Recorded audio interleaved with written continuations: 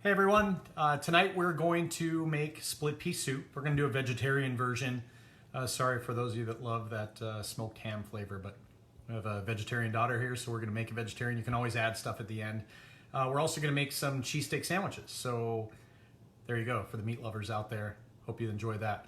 So starting things off, if you have vegetable broth at home or chicken broth, if you want to go in that direction, or really even beef broth, a pork stock, whatever it is, that's going to be the base for the soup. Since we don't have any of that at home, but we do have some great vegetables, we're going to make a vegetable broth to start things off. So what I have here is a stock pot. I have my cutting board with my handy dandy knife, and we're just going to start from scratch. It's going to take a little bit of time. We'll end up leaving you in about 20-25 minutes once we get the stock going, and then we'll come back and finish things off. So the start of it is going to be a little bit of oil. I have some olive oil. This is Portuguese. So I'm going to put just a little bit in the bottom of the pan. I already do have the heat on. I'm going to turn the heat down so that the oil doesn't burn. I'll end up moving this pot here toward this front burner in just a minute so you can see what's going on there. But just so you could see the cutting board from our camera angle, I thought we'd start here. So we're going to start off with some carrots. Could you grab some onions for me? Just going to do a big chop on them. When picking carrots for this type of what we're doing here, I just pick the biggest ones that there's no way I would ever eat raw. The other thing is, if you're sitting on some, if you have any that start to get a little bit flimsy like this is a perfect application for them. I'm not peeling them. I'm just going to coarsely chop them.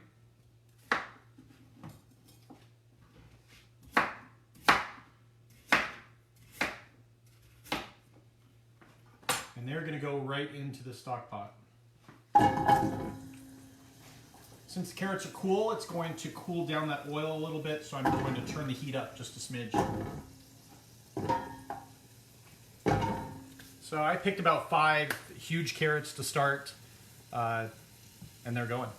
And then we're going to have some onions that we're going to add into it.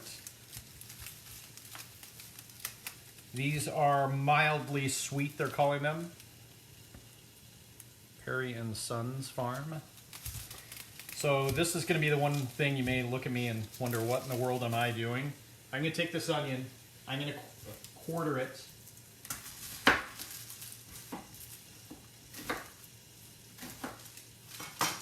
And I'm throwing the whole darn thing in there, peel and all.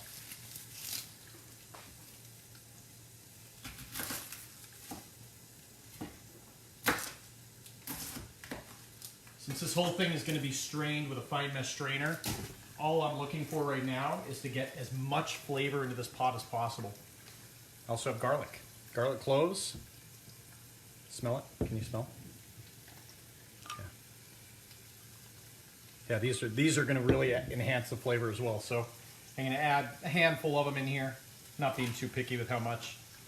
Since I know I'm making Philly cheesesteaks, I am going to have a little bit of red pepper. So what I'm going to do is take the part that I would normally throw away and make it part of this stock. Great to be able to use things in multiple ways. So all I'm doing is taking that top right off. All I've done is score it around the edge with my knife. It'll twist. You see a few seeds here, a lot of seeds here. I'm not going to cook these seeds in because they can turn a little bit bitter or acrid. So I'm going to take those and put them in the trash.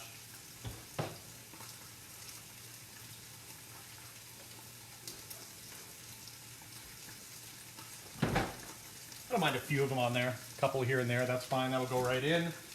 The rest of this pepper I'm going to be using for our cheesesteak tonight, so this will go off to the side. The other thing that is amazing, mushrooms, right? These are fantastic, these are creminis. A lot of people don't really love the stem anyway, so you know what's great? Is if you take the stem right off of the mushroom cap, put the stem right in, we'll save those mushroom caps for the cheesesteak. So all you have to do is take it, here it is, a little twist, and that stem comes right off.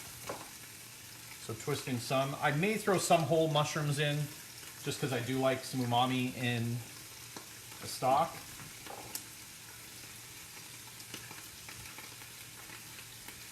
If you have potato peels, you can throw that in there. If you have asparagus stems, the bottoms of them, you can throw that in. There's all sorts of things you can add in here. I'm going to now move this to the front burner. All sorts of things you can add in to give it some extra flavor. So this is going to be pretty simple. I mean, just garlic, onion, carrots. The one last thing I'm going to do, I know that tomorrow's menu is going to be using celery. So I'm going to take that bottom of the celery and put it in here too. I'm going to wait just a little bit. Let all these cook down for 5 minutes or so. I may actually add a little bit more oil based on what I'm seeing.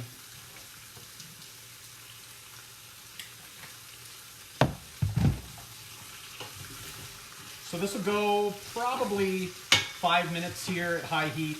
After that, I'll add a bunch of water, maybe a little bit of salt. I don't want it too salty to start.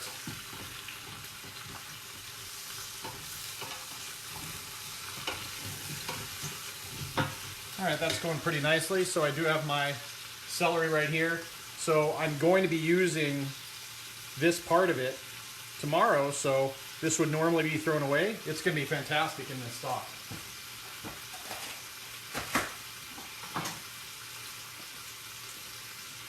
Celery heart right here.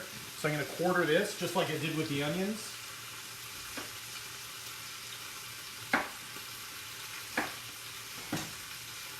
It's going to go right in. Other things you can add based on the flavor profile you want. Tomatoes, tomato stems, carrot tops are fine in here. You might not saute the carrot tops. If you have lettuce that's wilting, arugula, anything like that, that'll work well. This is just a really simple vegetable stock. I mean, you can kind of see what I have going in here.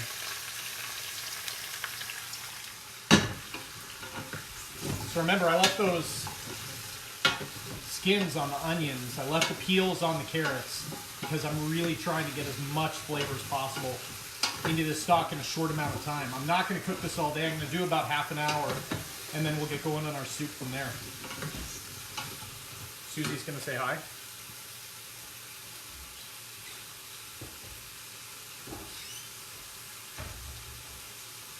Other things you can do during this process, you can add in, if you can add tomato paste, no problem.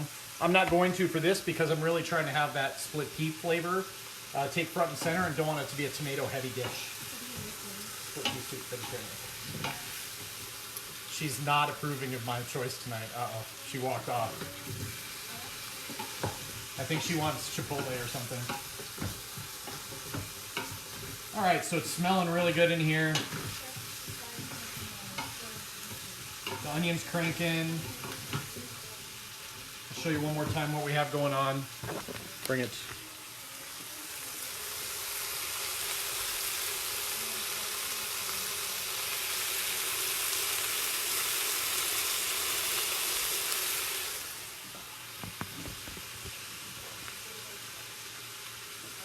Malia's going to be happy that Miss Bud loves split pea soup. I'll make sure that she knows that when we're eating tonight. All right, so I think I'm pretty happy with where we are. We've got a little bit of caramelization on these carrots and onions. I don't want to get that garlic to the point that it's burning. So at this point, I'm going to start adding water in.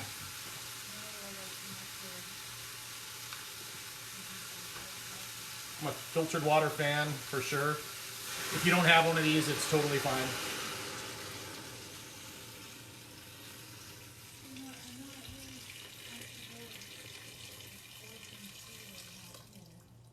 So at this point, we stop the cooking process because this water is room temperature. I'll show you what we have going on here. I'm going to add just a little bit of salt to help get some of the liquid that might be in the vegetables out.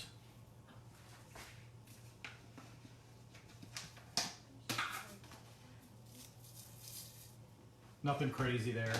The other thing I may add are some peppercorns. Let me see if I have any here. I do indeed have peppercorns. So I'll add them in. That's going to add just another layer, just a handful of them, nothing crazy. All right, so those are in, and that is about as simple as a stock can be. I mean, it's, to recap, I just did carrots, celery, onions, a little top from that red pepper. That celery was really the root of the celery, or the base, not quite celery root. Some garlic, some peppercorn and salt. I may add some other herbs in as it's going, but what I want to do is have a really simple base that then I'm going to make my soup from. And then when I make the soup, I'll add in whatever herbs and whatever components I want from there. So I'm pretty happy with that. I may add a little more water in. The big key is this is going to stay uncovered. I want to concentrate the flavor. So as these vegetables start to impart their flavor into the water, becoming a broth, we want to keep it concentrating. I did add mushrooms in there as well. So I'm going to, just in case, fill this guy up with a little bit more water.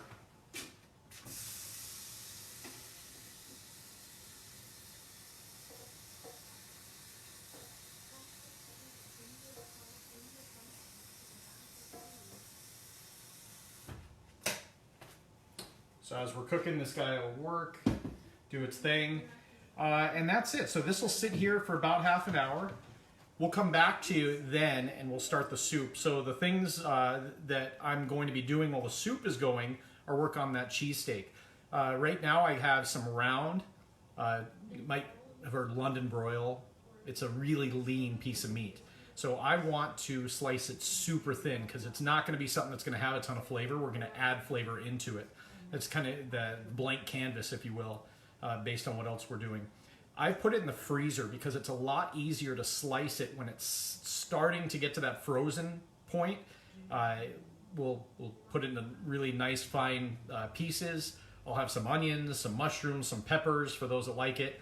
And then there's a couple of schools of thought on cheesesteaks, that cheese whiz idea. Tonight we're going to do jack cheese. The Italian places do provolone. I just feel that jack melts really well together, and based on need, because not everyone has access to everything in a grocery store right now, we just have some regular burger buns. So I want that jack cheese to kind of hold it all together on top of the bun, so when you take the bite, it doesn't all fall out the bottom. So that's the thought there. If you have time, we have about half an hour. We'll come back to you. This stock should be done, and we'll move on and make some split pea soup. See ya.